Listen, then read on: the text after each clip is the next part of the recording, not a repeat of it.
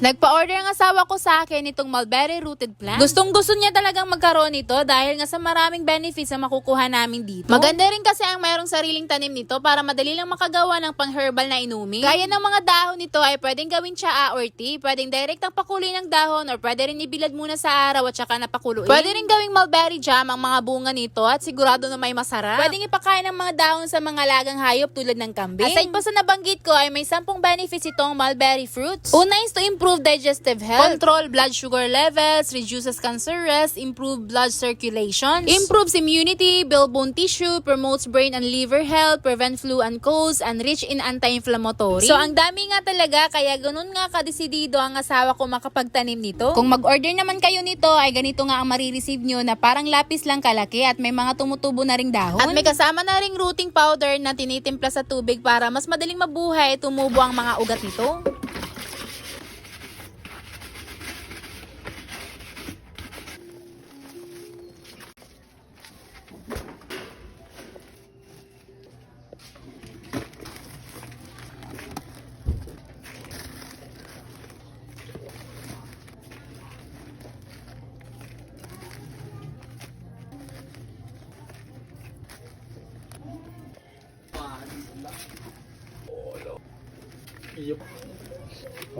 Iis pa.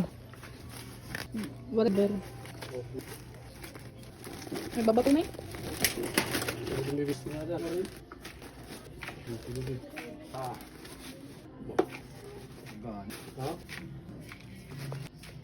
Ano man nagkaroon na bantik?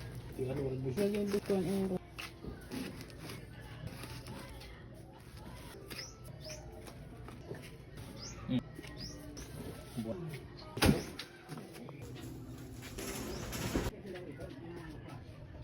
Root booster ngayon ini pa tawag. Para dida.